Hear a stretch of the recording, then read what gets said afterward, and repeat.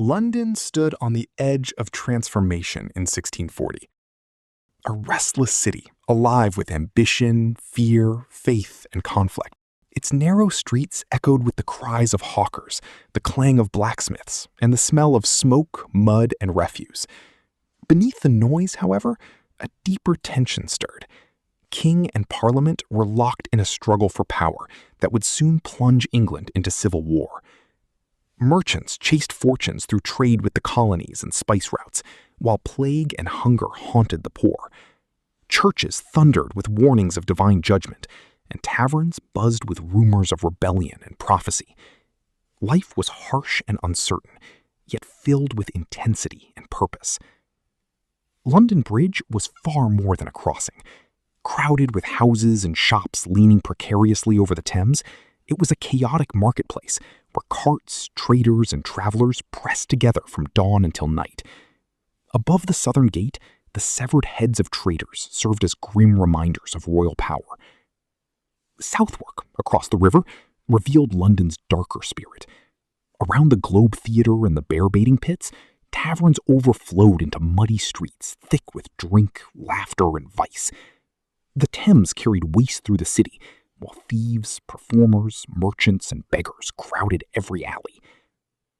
At the center of London stood old St. Paul's Cathedral, vast and weathered, long before Christopher Wren's famous dome existed.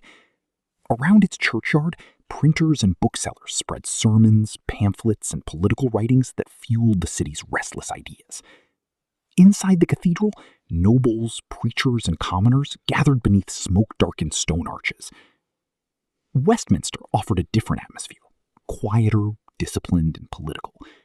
The Palace of Westminster housed Parliament, while Westminster Hall and Westminster Abbey stood as symbols of law, monarchy, and faith. Lawyers, clerks, messengers, and nobles moved through Palace Yard as the kingdom drifted closer to unrest. Further east, the Tower of London loomed over the Thames like a warning carved from stone. To ordinary Londoners, it represented fear, royal authority, and imprisonment. Within its walls lay both prisoners accused of treason and the crown jewels themselves, symbols of a monarchy beginning to fracture. Yet beyond the noise and stone, quieter stretches of the Thames still existed. Near Lambeth, meadows and gardens lined the riverbanks, where boatmen and servants lived among willows and floodwater marshes. Here, the sounds of the city faded into the slow rhythm of the tide and distant church bells. London in 1640 was a city of extremes: wealth and poverty, faith and corruption, order and chaos. Markets, theaters, palaces, and prisons all stood side by side in a metropolis vibrating with tension and possibility.